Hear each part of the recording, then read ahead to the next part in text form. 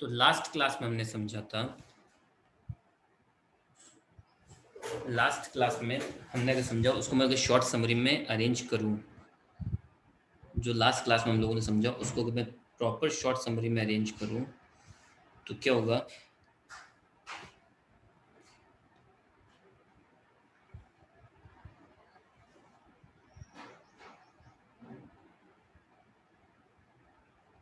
Liquidation of company,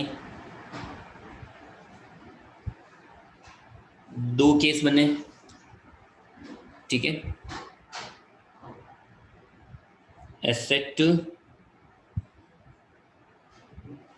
directly distributed among shareholder और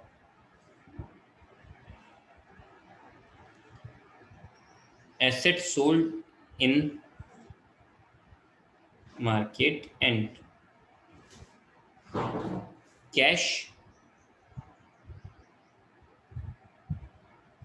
distributed among shareholder, ठीक है। तो first, asset directly distributed among shareholder, तो company के लिए और शेयर होल्डर के लिए no gain under section 46(1), capital gain under section 46(2). वहीं पे asset sold in market and cash distributed among share holder, ठीक है। तो company capital gain under section 46(1) और शेयर होल्डर क्या मिल गई, शेयर एसेट वगैरह मिल गई, तो कैपिटल गेन अंडर सेक्शन 46(2). मतलब शेयर होल्डर को तो हमेशा डिस्ट्रीब्यूट हुई है ना कोई चीज, तो इन दैट केस अगर डायरेक्ट डिस्ट्रीब्यूट होती है तो कंपनी के लिए कोई गेन नहीं है बट शेयर होल्डर के लिए है। अगर कंपनी एसेट को मार्केट में बेचती है उसके बाद जो पैसा आया वो डिस्ट्रीब्यूट करती है, तो इन दैट केस सेल करने पे कंपनी को कैपिटल गेन होगा और डिस्ट्रीब्यूट करने पर शेयर होल्डर को। सिंपल, शॉर्ट एंड स्वीट हो गया आपका काम। तो देखो कैलकुलेशन क्या होगी,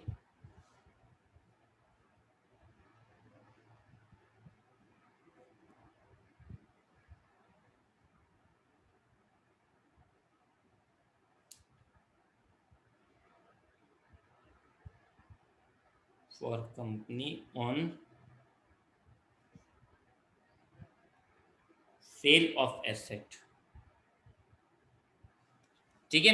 तो कैपिटल गेन निकलेगा, तो कैलकुलेशन ऑफ शॉर्ट टर्म या long term capital gain, short term भी हो सकता है और long term, depend on nature.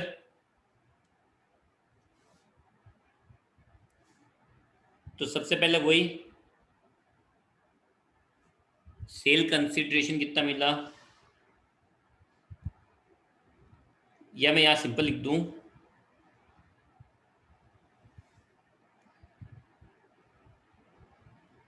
Normal capital gain calculation. बिल्कुल जो नॉर्मल कैपिटल गेन की कैलकुलेशन करते हो वही होगी, एक्स्ट्रा कोई एफर्ट डालने की नीड नहीं है। वही सेल माइनस सेलिंग एक्सपेंसेस, तो नेट सेल्स लेस, अगर शॉर्ट टर्म गेन है तो cost of purchase, long term है तो इंडेक्स कॉस्ट ऑफ परचेज, इस तरह से मैनेज हो जाएगा, ठीक है। फिर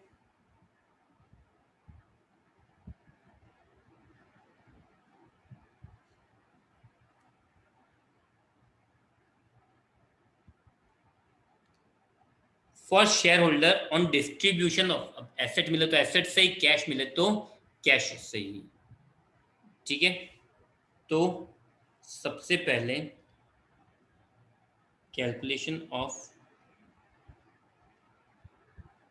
अच्छा मुझे बताना एक क्वेश्चन का आंसर देना, इंडियन कंपनी से जो डिविडेंड मिलता है वो किस हेड में जाएगा? इंडियन कंपनी से जो डिविडेंड मिलता है वो किस हेड में जाएगा?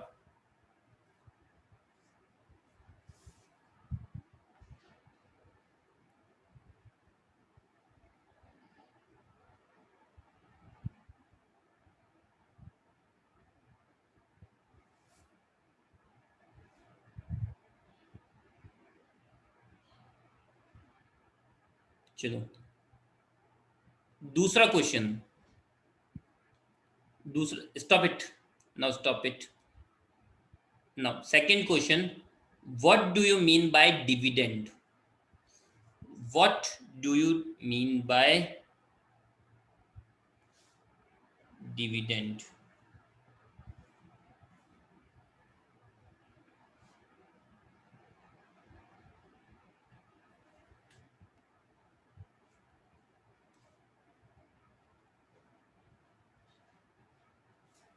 A part of profit. Anyone else? Profit.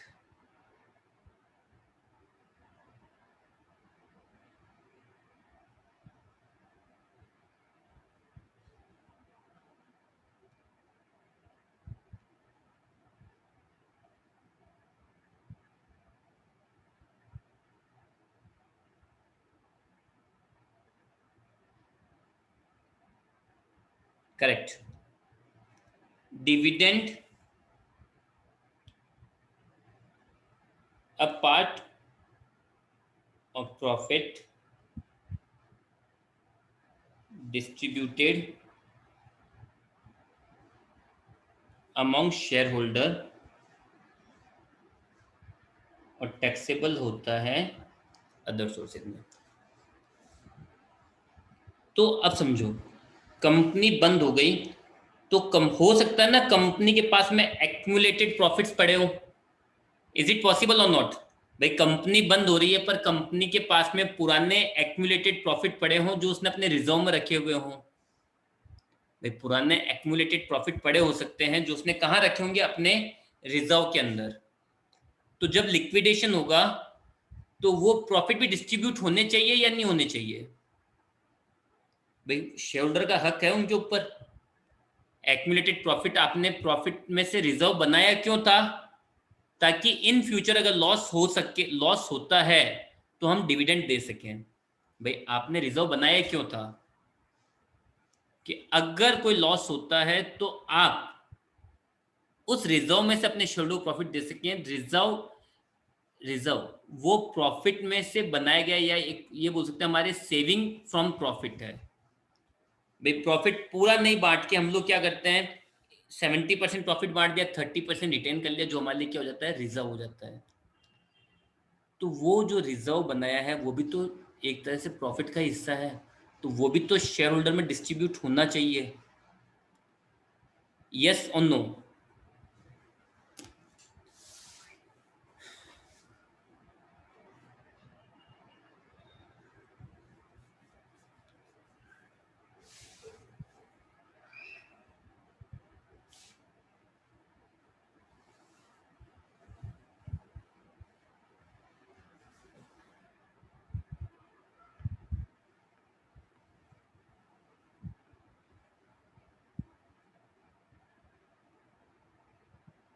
चलो, तो अब है ना इस कैलकुलेशन ढंग से समझना। जितनी बातें बोली है उन सबको फोकस में रख के इन चीजों को समझना है ना।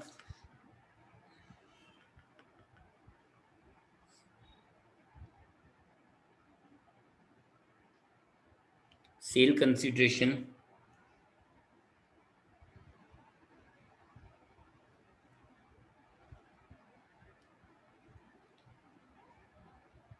Asset, cash received from company. Sale consideration, ठीक है। तो एसेट या कैश रिसीव फ्रॉम कंपनी हत्युआत लेस करेंगे इसमें से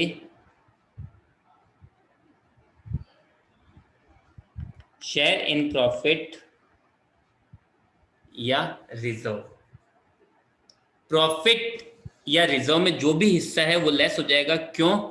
क्योंकि वो भी तो मिलना ही था ना। फॉर एग्जाम्पल ये मानो कंपनी के पास में 10 लाख का रिजर्व है और मैंने उस कंपनी के 25% शेयर्स खरीद रखे हैं, तो मुझे 2.5 लाख का, उस 10 लाख में से 2.5 लाख मुझे वो भी तो मिलने चाहिए। आई रिपीट, है ना, पूरे ध्यान से सुनना।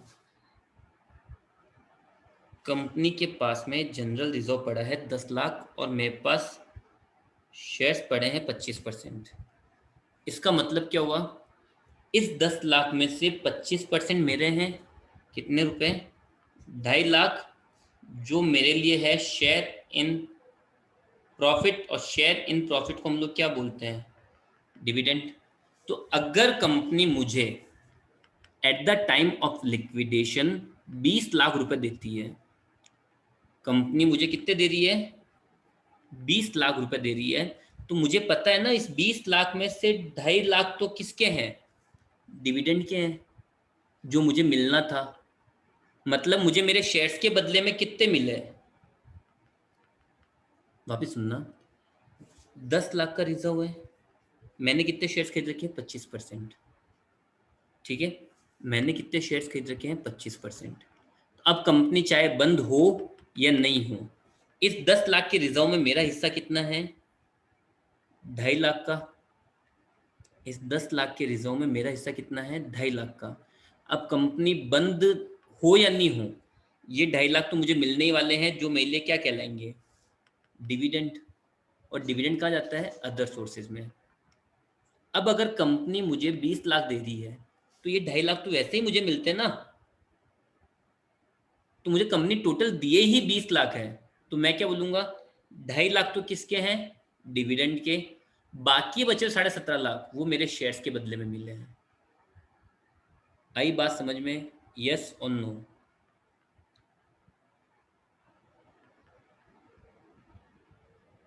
If there is doubt raise your hand.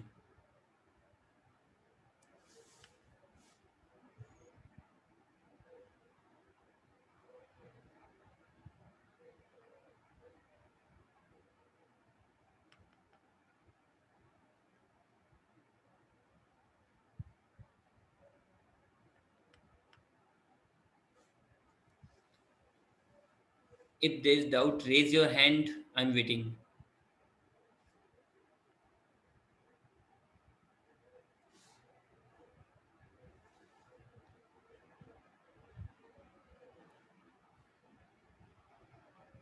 चलिए,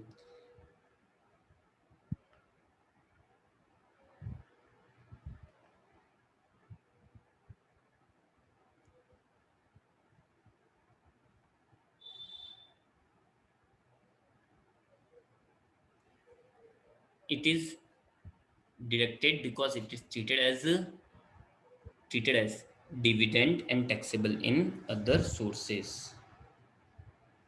Now, और लेस कर दो if there any kind of selling expenses। ठीक है, तो ये आ जाएगी आप लोगों के लिए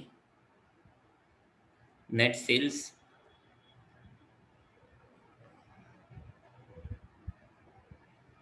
less index cost of purchase, या कॉस्ट ऑफ परचेज जो भी एप्लीकेबल हो। भाई अगर लॉन्ग टर्म गेन है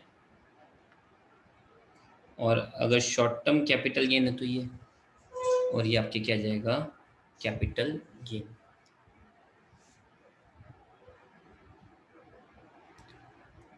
आई बात समझ में? यस और नो?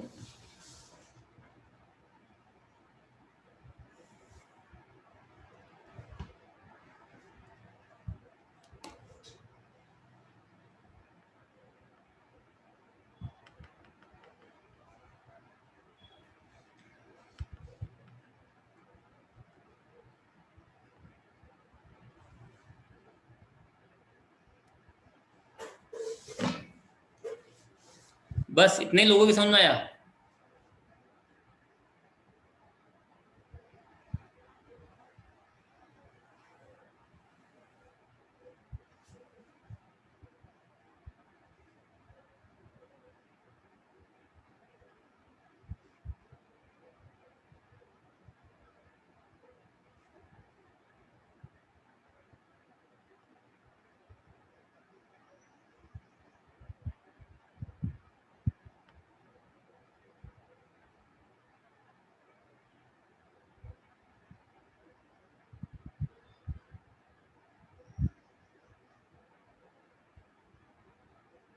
हाँ शिवानी बताइए।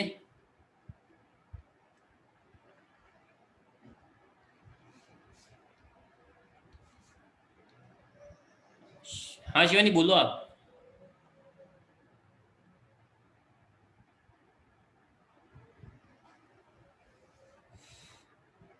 Okay done.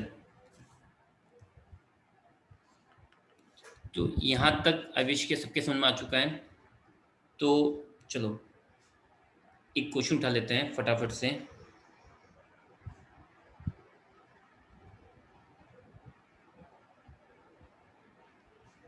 Hmm,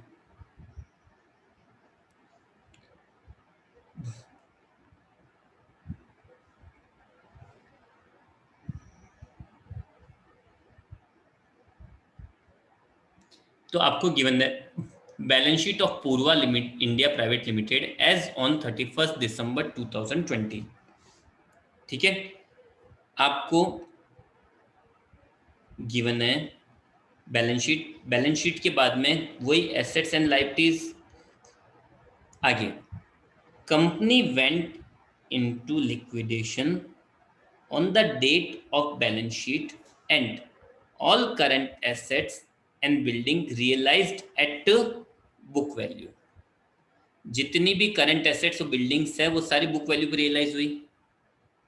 the realised money was applied in payment of outside liabilities and preference share holders. Company ने सारी एसेट्स और बिल्डिंग वगैरह को बुक वैल्यू पे बेच दिया। फिर फिर यहाँ पे यहाँ पे जो पैसे मिले उन पैसों का क्या करा हमने, अपनी आउटसाइड लायबिलिटीज और शेयर होल्डर को पेमेंट करने के लिए काम में ले लिया। ठीक है, जो पैसा आया वो किसके लिए काम में ले लिया, शेयर होल्डर को पेमेंट करने के लिए काम में ले लिया। ठीक है,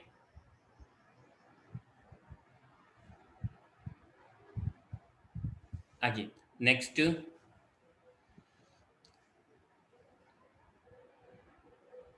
उत्कर्ष इज, यहां से ध्यान से पढ़िएगा ना, Utkarsh is a holder of 10% equity shares and 20% preference shares of the company। उत्कर्ष उत्कर्ष उस कंपनी में 10% तो इक्विटी शेयर्स होल्ड कर रखे हैं और 20% प्रेफरेंस शेयर्स होल्ड कर रखे हैं। ठीक है, equity shares were originally acquired by him on 16th of August 2002 at face value। However, he subscribed to preference shares on 1st April 2020।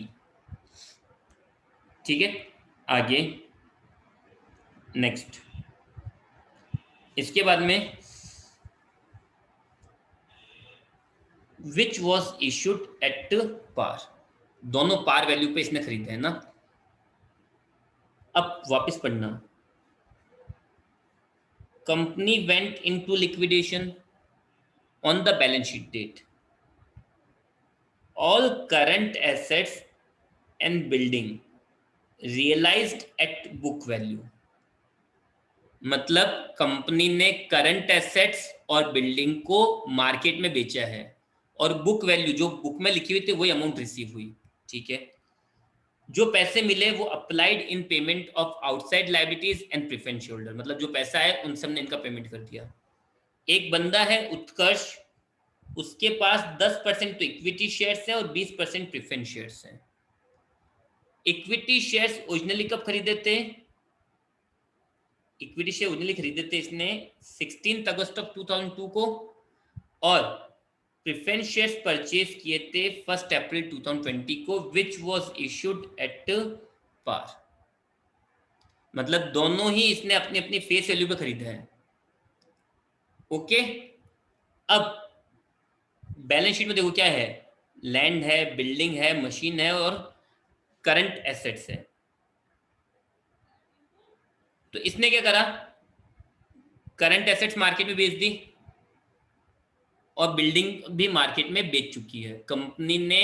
ये दे रखा ना, देखो करंट एसेट्स और बिल्डिंग, ये तो मार्केट में बेच दी।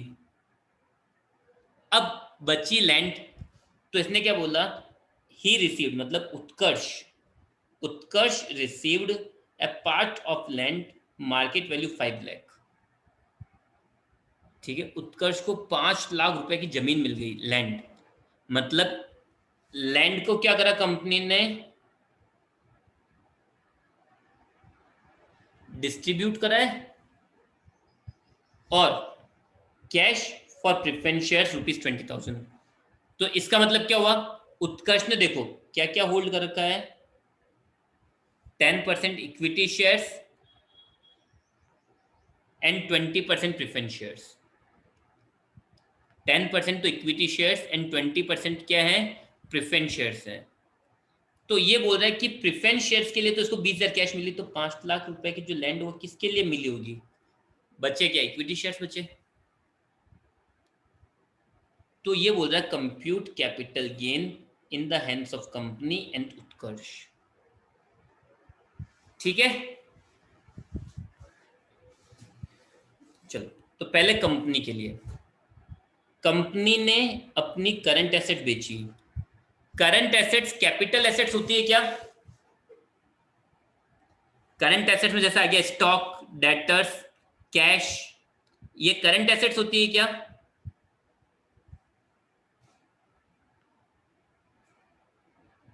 Cash, debtors, stock, prepaid expenses, ये कभी भी करंट एसेट्स होगी क्या, नहीं। हम लोगों ने लास्ट एक क्लास पढ़ी थी जिसमें स्लम सेल पढ़ा था, उसमें भी मैंने आपको बोला था, अगर मैं ये बोलूं स्लम सेल का टॉपिक पढ़ा था हम लोगों ने। स्लम सेल में हमने क्या पढ़ा था, उर्वी का एग्जांपल लेके समझाया था मैंने कि अगर उर्वी अपनी एसेट्स को इंडिविजुअली बेचती है, अगर उर्वी अपनी एसेट्स को इंडिविजुअली बेचती है तो लैंड, जो लैंड, बिल्डिंग, फर्नीचर था वो तो कैपिटल गेन में जाएगा, बट स्टॉक और डेटर्स किस में जाएंगे, बीएनपी में। याद आया कुछ, मैंने स्लम सेल के टाइम समझाया था, अगर इंडिविजुअल बेचते हो तो इस तरह से टैक्सेबल होंगे, और अगर एक साथ बेच देते हैं, जैसे साक्षी ने उस एग्जांपल में एक साथ बेचा था, तो एक साथ बेचा साक्षी किस में चले गया, स्लम सेल के अंदर। तो मतलब अगर अलग अलग बेचते हैं तो करंट एसेट से जो इनकम होगी किस में जाएगी, बीएनपी में।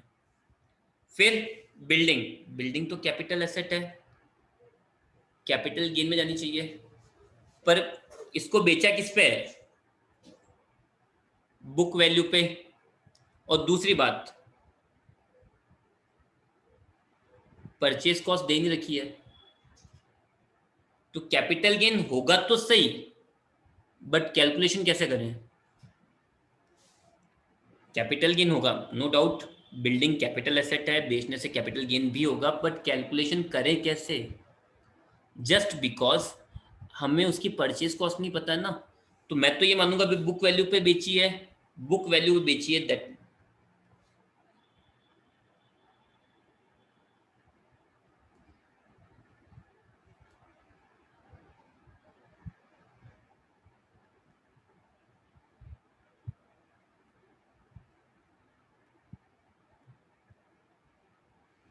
There will be no capital gain. Purchase cost है नहीं, बुक वैल्यू का मतलब जितने की एसेट थी उतने में निकाल दी, तो कैपिटल गेन कैसे होगा फिर, आई बात समझ में, ओके। चलो अब निकाल लेते हैं उत्कर्ष भाई साहब के लिए, ठीक है, उत्कर्ष के लिए निकाल लेते हैं capital gain.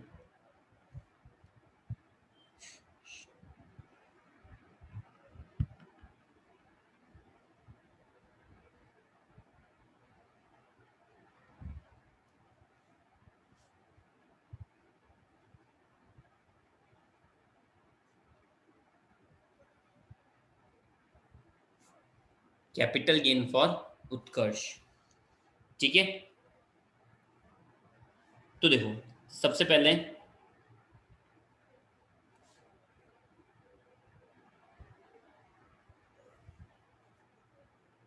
For equity shares, तो इक्विटी शेयर्स खरीदे कब थे,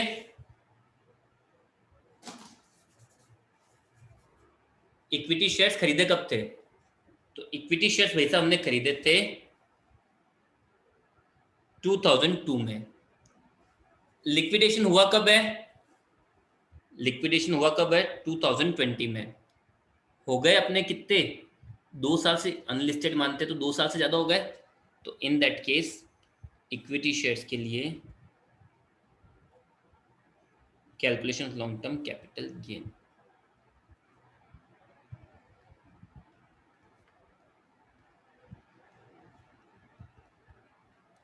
तो देखो, अरे ओ योगेश जी कैमरा चल्लू आपका, और बनियान में आदमी 19 है।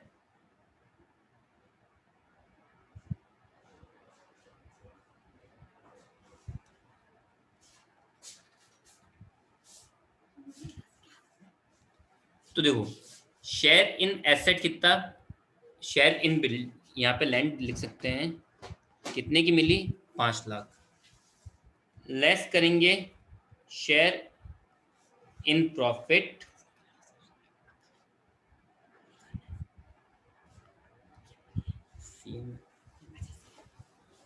शेयर इन प्रॉफिट या रिजर्व। तो अगली कंपनी का अगली कंपनी का रिजर्व कितना? देखो, अगली कंपनी का रिजर्व कितना है? 2 लाख रुपए का।